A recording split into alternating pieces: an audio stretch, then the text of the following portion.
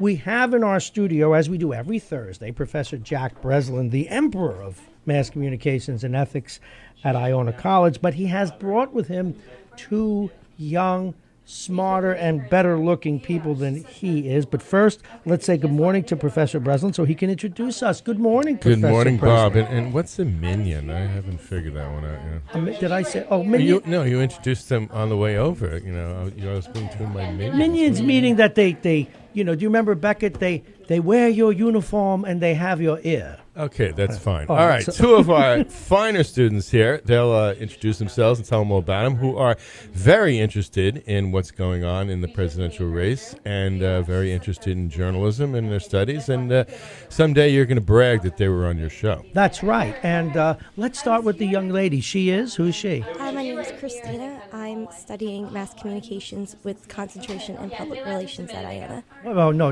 don't go to the dark side. No. The PR side? I know. I get it from Chris will introduce himself. He's journalism. He gives it to me all the time. Well, anyway, welcome to the program. Where are you from? I'm from New Jersey. From whereabouts? Mawa.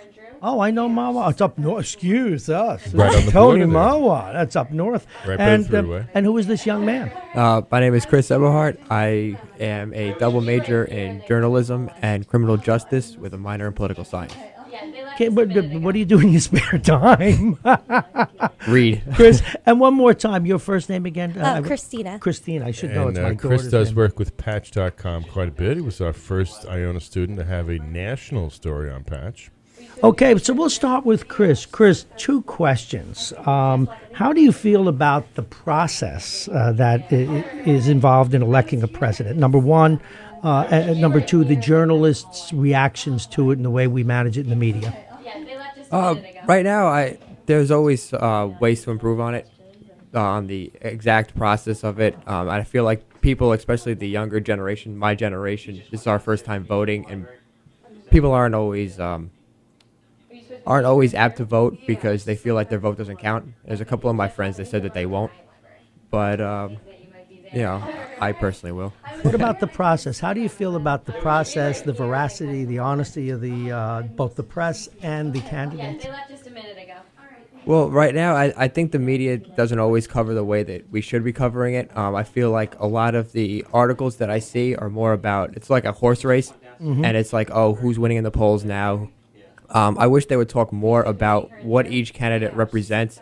Like, I was looking up more stuff that pertains to me, like student loans, and like what their stances are. And it takes me like a while to go through Google, go through any of the search engines just to find an article about it.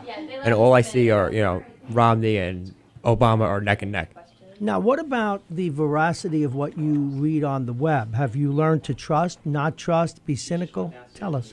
Very cynical. I don't usually go to mainstream media anymore. You don't go to mainstream media? Okay. No. Now, how do you know what to trust when you go on the web? I look particularly for independent news sources. One of my favorites are like Democracy Now!, Al Jazeera, BBC, things like that. Wow, talk about a variety of sources. Democracy Now!, Al Jazeera, BBC. And please forgive me, I neglected to ask you, where are you from?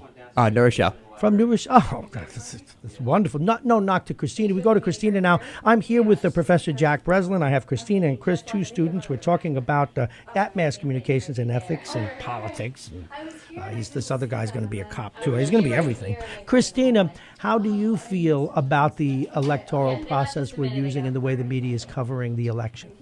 Well, I think, unfortunately, in order to keep people's attentions, the media feels like it has to be more of a show rather than just truth and politics. And, I mean, just when you're observing the debates or any interviews or when they're speaking at public events, it's not them just talking, it's a performance. And so the media covers it as such. And it's almost like we've backed ourselves as a society into this corner.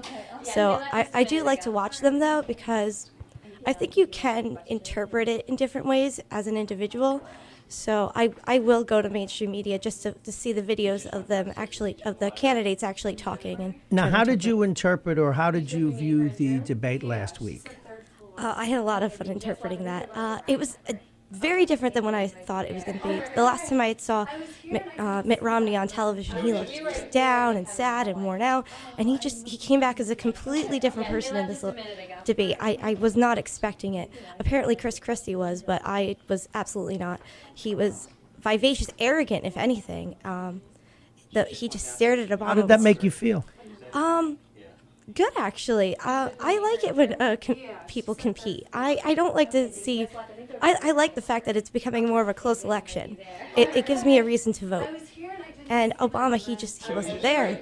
Or, I mean, I know everyone's saying it. He got whooped up on. But I mean, towards the end, I thought that he had a little more spark and vigor. He got a little more passionate, which I'm also not used to seeing. And I actually liked that I saw that.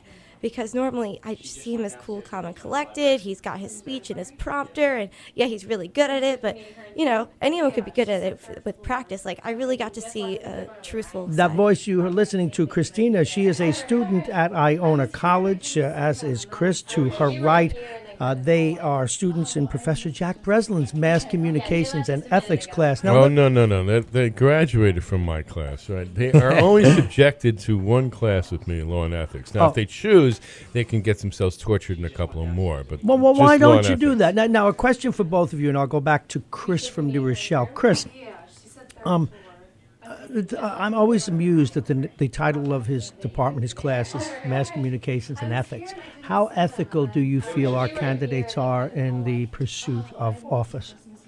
Well, my personal opinion on any kind of the people that are in politics, I don't trust them. So their ethics to me are kind of out the window. I love it. And you, Chris? I don't think anyone wants to lead the country in a bad way. I think that both candidates genuinely believe their way is correct. I don't think about how they go about proving that is necessarily ethical, but I do think they have good intentions. Well, let me ask you the mother of all ethical questions when it comes to running for office, and it's been debated for millennia. Do the ends justify the means, Christina? Oh, no, that's absolutely not what I'm saying. I I didn't say you were. Oh, okay. But I want to know how you feel about that concept. In other words, if one of the candidates' ideas are so strong, do we care how he gets elected? Do we care the means that he or she uses to get there? Absolutely, because I feel like once you cross that line of doing anything just to get an end result, how far will you go for other results?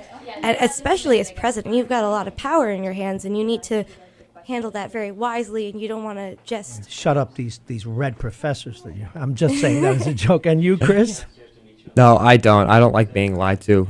It frustrates me, especially when I find out that they're, for the recent example that me and Christina were talking about last night was the Libya, and how Sure. it was supposed to be about because of this movie and everything like that, and then we find out that it's supposed to be a terrorist attack. All right, we're running out of time, so very quickly, and Chris, since you have the mic, what do you want to do when you grow up, when you're out from under Professor Breslin's care?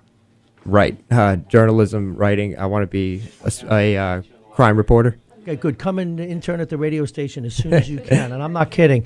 And Christina, what do you want to do? Oh, at this point, I'm focusing on making sure I have a job after graduation, but I would love to get into trade associations. I find them really interesting. Oh, to the dark side. So you'll be like a lobbyist or a consumer affairs person? Oh, no. Oh, okay. Anyway, I want to thank both of you. Obviously, our future's in good hands. Professor Breslin, you should be proud. Oh, we certainly are. Well, thank you, all three of you, very much. Professor Jack Breslin and his minions from Iona College. Thank you very, very much. Yeah, she said third floor. Okay, they just left. I think they're going